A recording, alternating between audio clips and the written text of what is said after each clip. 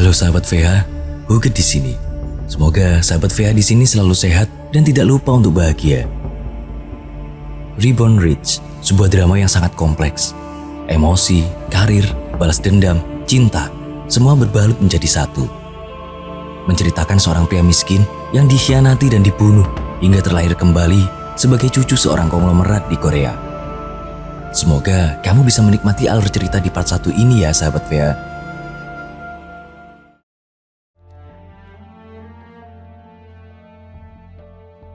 Suatu ketika, Yunwoo melakukan transaksi di sebuah bank untuk memindahkan uang sebesar 600 juta dolar. Ia melakukan sebuah verifikasi untuk dapat memindahkan sejumlah uang tersebut ke rekeningnya. Sebelum semua itu, Yunwoo bekerja di sebuah keluarga konglomerat bernama Sun Yang. Ia sangat dipercaya, hingga masalah uang pun mereka percayakan pada Yunwoo. Yunwoo kala itu bekerja untuk mengamankan salah satu keluarga Sun Yang, di mana ia dituduh korupsi sebesar 4-5 miliar dolar.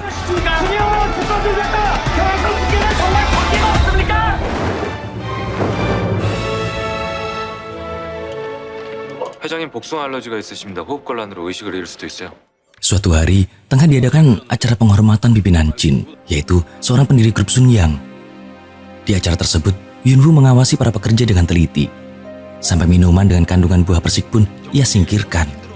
Buah tersebut ia tahu bisa mengakibatkan alergi pada keluarga Sun Yang. Di sisi lain, Songju, seorang wakil pimpinan menemui ayahnya bernama Tuan Ji. Ia adalah seorang pimpinan di grup Sun Yang. Songju berdebat dengan ayahnya itu.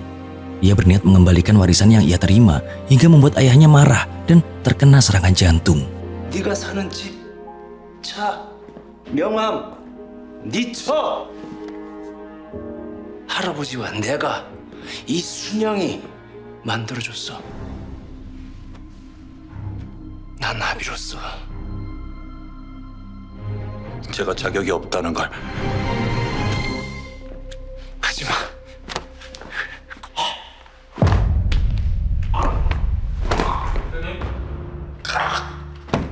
회장님, 윤진님! 회장님! 회장님! Para pimpinan Sun Yang kemudian mengadakan rapat. Mereka melakukan rapat tiba-tiba itu untuk membuat saham Sun Yang berada di level aman, dikarenakan masalah internal perusahaan mungkin bisa membuat nilai saham anjlok. Yunwoo kemudian ditugaskan untuk mencari Tuan Songju, karena ialah dalang di dalam masalah itu. Jika Yunwoo tak dapat menemukannya dalam 30 menit, maka jabatannya akan dipertaruhkan di sini. 저 부회장님 들려요 애들 얘기하는 거. 원치 않으시면 식사 진행하지 않는 걸로 할까요?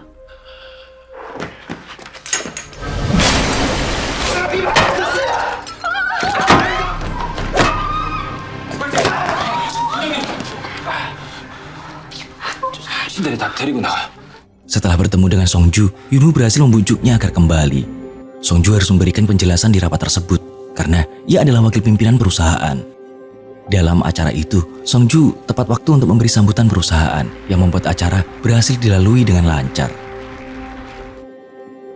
Di suatu waktu, bawahan Yunwoo tengah membicarakan tentang dirinya. Ia adalah seorang manajer dengan pendidikan setara SMA, dan juga kadangkala ia melakukan hal yang tak seperti tugas manajer, di mana ia membersihkan kloset milik pimpinan perusahaan seorang diri. Hal itu ia lakukan sebagai loyalitasnya kepada keluarga Sun Yang dan juga untuk mendapat uang lebih.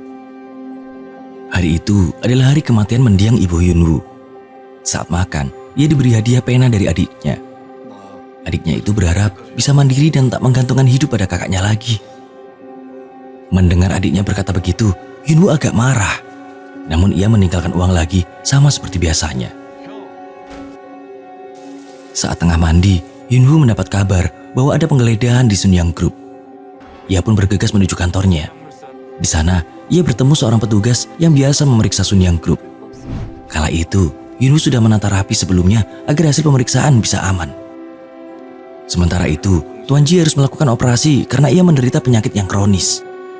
Para anggota keluarga Sun Yang berencana memilih ketua baru untuk menggantikan Tuan Ji. Saat itu, ada salah satu keluarga yang datang ke rumah sakit. Ia mengaku mempunyai saham 3% di perusahaan Sun Yang Group.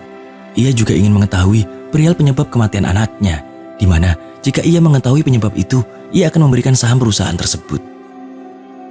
Di sisi lain, Yunwoo menerima sebuah dokumen dari bawahannya yang tak sengaja menemukannya. Dokumen tersebut berisi penggelapan uang dengan cara mengirimnya ke luar negeri. Dan di luar negeri, tengah dibuat perusahaan palsu sebagai tujuan uang tersebut, yang hal itu dilakukan oleh salah satu dari keluarga Sun Yang. Yunwoo kemudian melaporkan hal itu kepada atasannya. Namun, jawaban atasannya membuat ia terheran, sehingga ia memutuskan untuk melaporkannya kepada Songju. 본부장님, 그냥 대기 연도가 지나 순양의 최고 엘리트들이 내가 왜 자네를 5년씩이나 그 자리에 두고 쓰는지 아나? 더 할 말 있나? 해외 유령 페이퍼 컴퍼니에 거액의 순양 자산이 유출되고 있습니다. 순양의 거액의 비자금이 조성되어 있다는 의혹을 갖고 수사 중이고요. Songju pun berterima kasih atas hal itu dan langsung memecat atasan Yunwoo. Karena kesetiaannya, Yunwoo naik jabatan sebagai penilik keuangan senior perusahaan. Ia diberi tugas tambahan untuk mengembalikan dana perusahaan yang ada di luar negeri. Itulah mengapa Yunwoo memindahkan uang perusahaannya ke rekeningnya. Akan tetapi, saat keluar dari bank, ia dibuntuti oleh segerombolan orang yang membuat Yunwoo harus melarikan diri.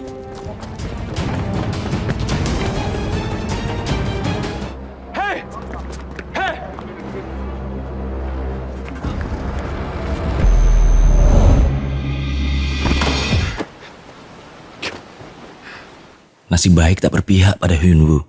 Ia harus tertangkap oleh bawahannya sendiri yang bernama Shin. Gerombolan itu adalah suruhan Shin. Yunwoo tak tahu mengapa ia harus ditangkap. Ia kemudian dihabisi dan dilempar ke dalam laut.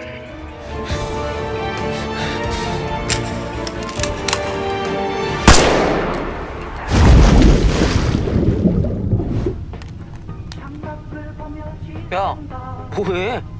Seketika itu, hal aneh pun terjadi. Yunwoo kembali ke masa lalu dengan wujud seorang anak kecil. Ia makin merasa aneh karena museum Korea yang telah diruntuhkan kembali tegak berdiri. Ia juga melihat pendiri Sun Yang Group bernama Jin Yang Chol.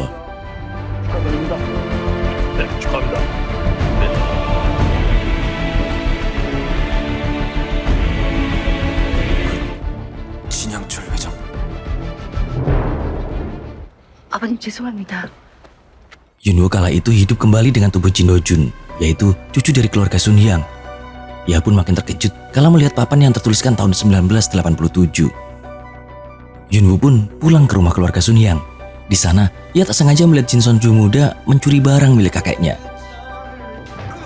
Karena terkejut, Sonju tak sengaja memecahkan vas antik milik kakeknya dan membuat keributan di rumah itu. Hingga semua berkumpul dan Yunwoo menjelaskan apa yang sebenarnya terjadi. 이 자식이에요. 성준이 말이 사실이니? 거짓말이라도 하고 있다는 말씀이세요? 맞아요. 이 방에서 회장님 물건 훔치려다.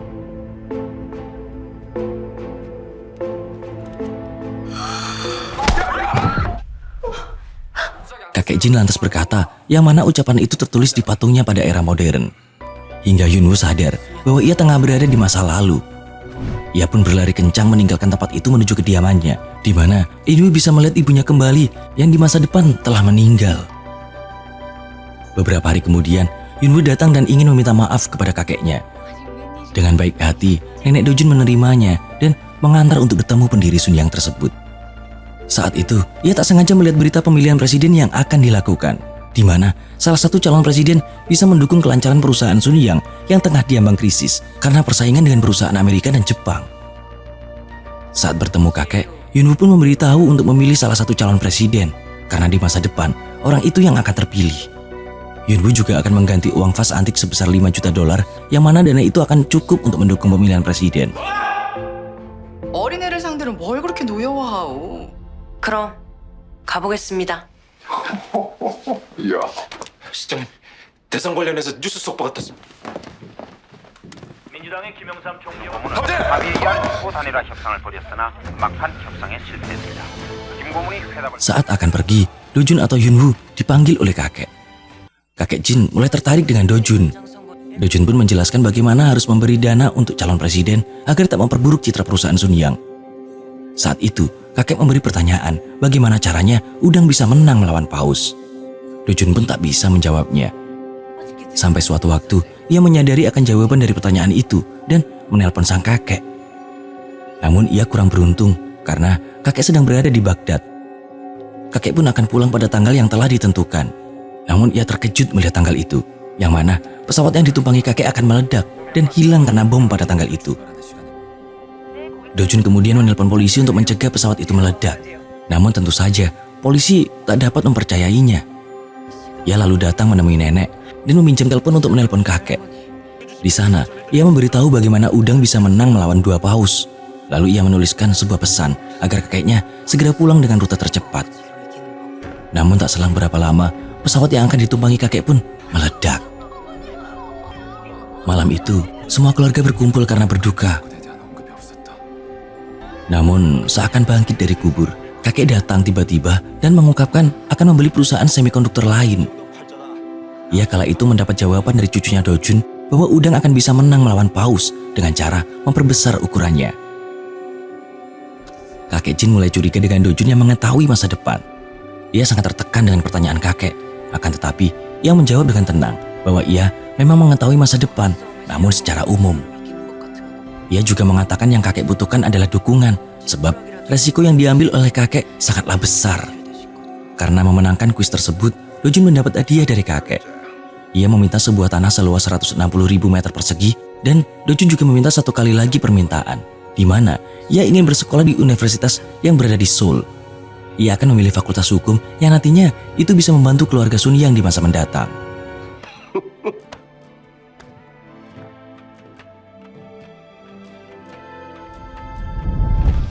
사다시 알파의 말이 맞았다.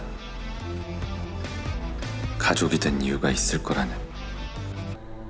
날 죽인 사람이 있다. Beberapa tahun kemudian, Do-jun telah masuk dalam universitas tersebut. Ia juga telah membeli tanah yang dijanjikan oleh sang kakek. Tanah yang Do-jun dapatkan itu kemudian laku dengan harga yang mahal. Sebelumnya, tanah tersebut adalah tanah tak berpenghuni yang kini sudah menjadi pemukiman padat. Uang yang diperoleh Do-jun kala itu ia tukarkan dari won menjadi dolar. Mendengar Do-jun mendapat uang banyak, keluarga Sun yang lain menjadi iri karena Do-jun memperoleh perlakuan istimewa dari kakek Jin. Suatu waktu, Do-jun meminta sang ayah untuk mengajaknya ke festival film di Amerika. Ayahnya pun tak bisa menolak karena sebelumnya Do-junlah yang membuat dia beruntung, di mana ia membuat ayahnya memilih film Home Alone dalam proyek yang ia kerjakan.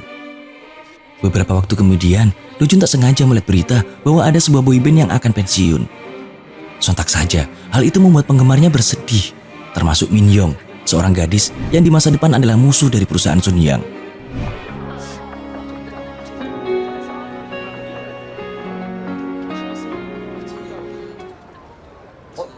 아는 사람이야? 너 쟤랑 만났어? 언제? 20년 뒤에. Do-jun, ayah, serta kakaknya telah sampai di Amerika. Di sana, Do-jun tak sengaja menabrak seseorang bernama Se-yun. Selepas kejadian itu, Do-jun memberi saran kepada ayahnya untuk memilih film Titanic untuk ia ikut andil. Dikarenakan Do-jun tahu film itu akan sukses di masa depan nantinya. Sang ayah pun hanya bisa menuruti Do-jun. Di hari itu, Do-jun tak sengaja melihat Se-yun membicarakan tentang Titanic sambil membawa map bertuliskan power share. Karena tertarik, Do-jun mencari tahu tentang power share. Pagi harinya, ia menemui Se-yun di sebuah kedai makanan. Kala itu, Se-yun tengah melihat pertandingan catur seorang juara dunia melawan AI. Do-jun akan memberitahu pemenangnya, namun Se-yun harus memberinya imbalan sebagai gantinya. Karena tak tertarik, Se-yun pun mengabaikan tebakan Do-jun. Akan tetapi, pertandingan tersebut kemudian dimenangkan oleh AI seperti kata Do-jun. Karena hal itu, Se-yun pun mencari Do-jun untuk bertemu. Mereka membicarakan investasi yang Do-jun tawarkan. Beberapa waktu kemudian, Do-jun pulang dari Amerika. Di waktu yang sama, kakek tengah mengadakan rapat pembelian perusahaan guna pengembangan perusahaannya. Kakek memberikan tugas yang sulit untuk petinggi Sun Yang, di mana ia memberi uang $300 juta untuk membeli perusahaan dengan nilai jual $500 juta. Beberapa hari berikutnya, Do-jun bertemu dengan Min Young di kampus. Ia memperhatikannya sampai ia ketahuan oleh Min Young. Karena tertangkap basah, Do-jun pun mengajak Min Young untuk makan bersama. Namun Min Young menolaknya. Do-jun pun memberitahu kapan boyband favorit Min Young akan kembali. Mendengar perkataan Do-jun, Min Young pun berubah pikiran dan mau diajak oleh Do-jun. Di sisi lain, perusahaan yang akan dibeli oleh kakek tiba-tiba dibeli oleh perusahaan lain yaitu PowerShare. Seyun membeli perusahaan itu atas permintaan Dojun. Ternyata di balik itu, Dojun mempunyai tujuan pribadi, yaitu menguasai Sunyang Group.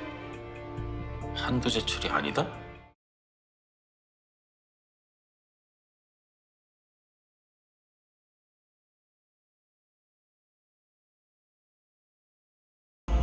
Setelah sebelumnya mencari tahu siapa yang membeli Hando Steel, Sunyang kemudian memata-matai pemilik PowerShare yang bernama Oh Se-yun. Saat itu, tak sengaja terlihat Dojun juga berada di hotel yang sama. Sementara itu, perusahaan Sunyang tengah meneliti sebuah mobil. Mereka mengadunya di arena balap dengan perusahaan saingannya. Perusahaan Sunyang besar seperti saat ini karena bisnis mobilnya. Saat itu, anak dari Tuan Jin berkata bahwa mobil hanya hobi dari ayahnya saja. Mereka tak akan mendapatkan keuntungan lebih dari berbisnis mobil. Daripada itu, ia lebih baik memasukkan suami anaknya itu ke Dewan Nasional Korea. Namun permohonan anaknya itu ditolak oleh Tuan Jin. Tuan Jin lebih mementingkan kedua kakaknya yang saat itu mengelola grup Sunyang. Saat menonton pertandingan tersebut, Tuan Jin kedatangan tamu. Ia adalah kepala perusahaan dari grup lawan, yaitu grup Daeyong. Ia awalnya adalah seorang pelarian dari Korea Utara yang tak mempunyai uang sepeser pun. Di tengah pembicaraan yang dingin antara grup Sunyang dan Daeyong, tiba-tiba saja mobil milik Sunyang mengalami masalah. Karena hal itu, mobil harus diistirahatkan. Akan tetapi, anak Tuan Jin tak memperbolehkannya karena hal itu sangat memalukan. Namun, karena hal itu, mobil grup Sunyang pun terbakar sebelum sampai di garis finish. Dan sebagai dampaknya, mobil tersebut kemudian menjadi sorotan oleh para wartawan.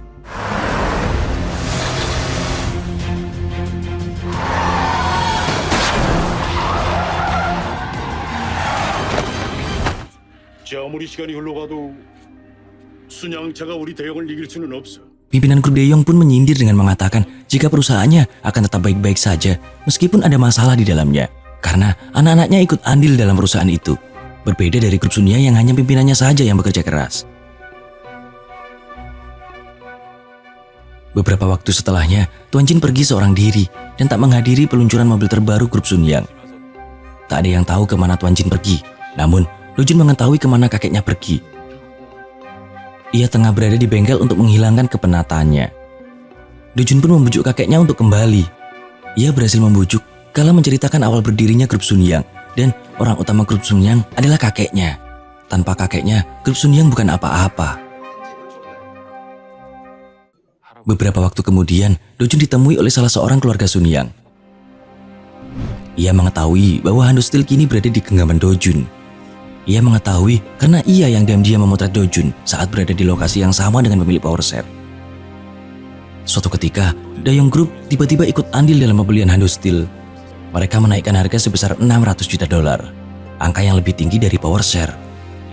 Seakan tak mau kalah, PowerShare menaikkan penawaran sebesar $650 juta. Sementara itu, Sunyang hanya mempunyai uang sebesar $580 juta saja. Karena itu, Dongki, orang yang menemui Dojun kemarin mempunyai ide. Ia memberikan foto Dojun bersama pemilik PowerShare yaitu Se-yun kepada Tuan Jin. Tuan Jin pun kemudian bertindak. Keesokan hari, Tuan Jin menjemput Dojun pulang kuliah. Ia mempertanyakan kemanakah uang sebesar $24 juta miliknya dihabiskan. Dojun pun menjawab dengan sedikit ketakutan bahwa ia menginvestasikan uangnya itu ke perusahaan film milik ayahnya. Mendengar itu, Tuan Jin merasa kecewa karena Dojun tak membantu Sunyang. Akan tetapi, jawaban itu menyelamatkan Dojun. Suatu waktu, Min-yong mengantarkan bunga dari gadis bernama Rahel. Ia mengantarkan bunga itu ke kamar hotel Dojun dan tak sengaja bertemu dengannya. Kala itu, Min-yong mengungkapkan bahwa ia bekerja paruh waktu karena tak seperti Dojun yang anak orang kaya. Ia juga menyindir bahwa Dojun sedang menerima buket bunga dari gadis bernama Rahel pujaannya. Akan tetapi, Min-yong salah sangka. Di situ keluarlah Se-yun yang membicarakan bisnis bersama Dojun. Rahel pun adalah rekannya yang berada di Amerika. Dojun berujar bahwa ia juga sama seperti Min-yong, yaitu sedang bekerja paruh waktu. Min-yong pun dibuat malu karenanya. Dalam kamar hotel tersebut, sedang terjadi perdebatan antara Se-yun dan Dojun, di mana Se-yun tak menghendaki untuk menaikkan jumlah uang investasi. Menurutnya, itu hanyalah perilaku orang kaya yang tak mengerti cara berinvestasi. Tanpa mereka ketahui, ternyata di dalam buket bunga itu telah ditaruh alat penyadap yang kemudian diberikan kepada Tuan Jin. Karena merasa dikhianati, Tuan Jin kemudian memanggil Seyun. Ia menanyakan keterkaitan cucunya dengan Hando Steel. Seyun pun membohongi Tuan Jin bahwa benar dia bergabung dengan cucunya, akan tetapi tidak untuk pembelian Hando Steel. Ia tertarik dengan sebuah perusahaan buku yang kata Dojun akan sukses di masa depan. Seyun juga menambahkan fakta jika grup Daeyong mendapat kucuran dana dari anak Tuan Jin. Hal itu mungkin lebih baik menjadi prioritas penyelidikan grup Sun Yang daripada menyelidiki cucunya. Di sisi lain, anak Tuan Jin yang bernama Jin Dongki itu mengkhianati Sun Yang karena ia kecewa. Ayahnya lebih memihak kepada kakaknya daripada Dongki sendiri. Meskipun telah berkhianat, namun Tuan Jin menyadarinya. Karena anaknya tersebut adalah seorang pengusaha, di mana jika seorang pengusaha mementingkan kepentingan keluarga, maka ia tak akan mendapat keuntungan. Di sisi lain, kakak Dongki yang bernama Yongki berencana menambahkan uang $50 juta untuk membeli Hando Steel. Dalam kebingungan mencari uang itu, adik perempuannya datang menawarkan uang, namun dengan satu syarat bahwa Yongki harus menyokong suaminya agar bisa masuk parlemen. Hingga akhirnya, Hando Steel pun jatuh ke tangan Sun Yang Group. Saat itu, Dongki merasa ketakutan karena ayah dan kakaknya mengetahui akan pembelotannya.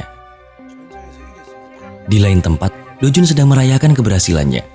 Karena tujuan sebenarnya bukanlah mendapatkan Hando Steel, melainkan hanya belajar memahami pasar di dunia saham saja.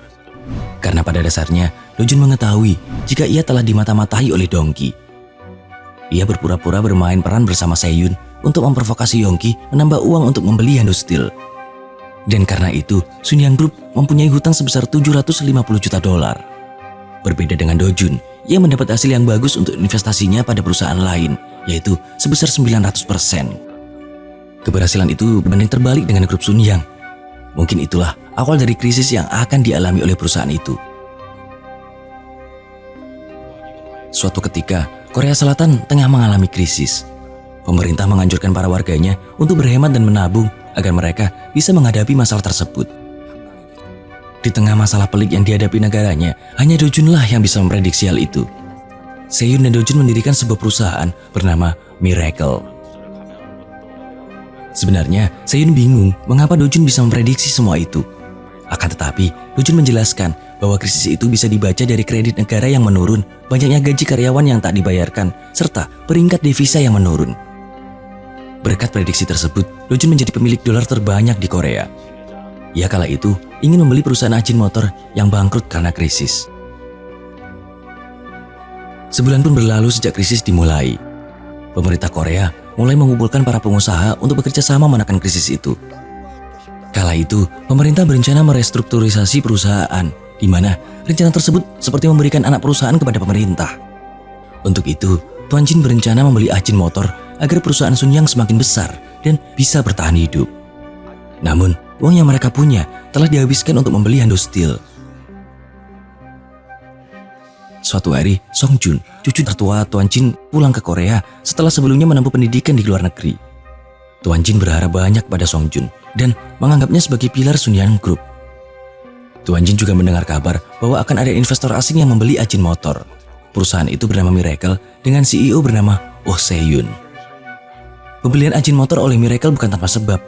Suatu hari, Dojun pergi ke rumah keluarga aslinya sebagai Hyunwoo dulu. Karena krisis tersebut, kedai tempat ibu Hyunwoo berjualan rencananya akan dijual. Dan ia ingin menyelamatkan keluarganya, di mana ayahnya bekerja di Ajin Motor. Sepulang dari rumah aslinya, Dojun bertemu Tuan Jin. Kakek Dojun tersebut tengah terburu-buru karena pembelian Ajin Motor yang dilakukan oleh perusahaan Miracle. Saat itu, Tuan Jin melarang Dojun untuk bergaul dengan Seyun karena ia adalah investor yang bodoh menurut Tuan Jin. Saat itu, Dojun bertanya tentang membeli pekerja atau membiarkannya kepada kakeknya.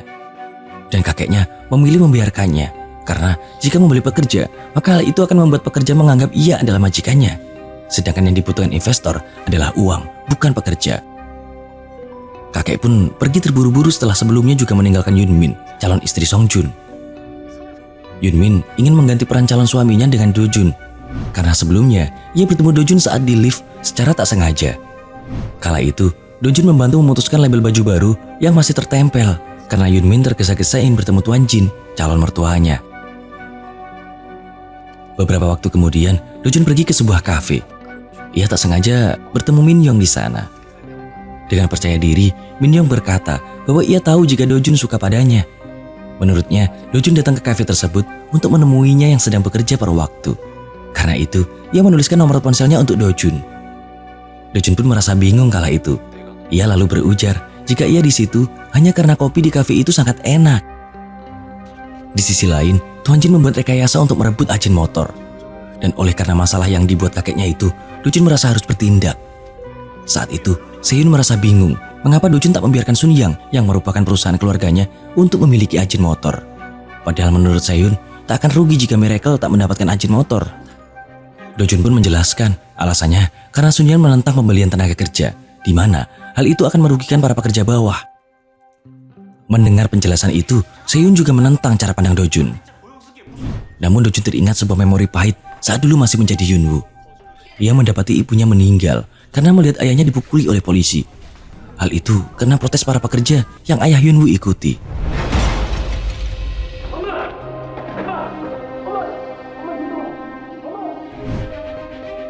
이 부질없는 싸움에서 이유다.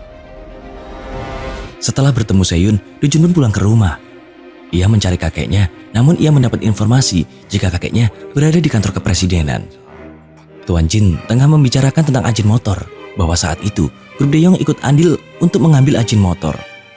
De Yong Group berencana mengepalai ajen motor dan Sun Yang sebagai perusahaan merger saja. Mendengar hal itu, terbesit sebuah ide di kepala Do Jun, yaitu untuk menggabungkan Miracle dan Sun Yang Group. Awalnya, Tuan Jin tak menyetujui rencana itu karena syarat yang diajukan Seyun adalah pengadaan pembelian karyawan.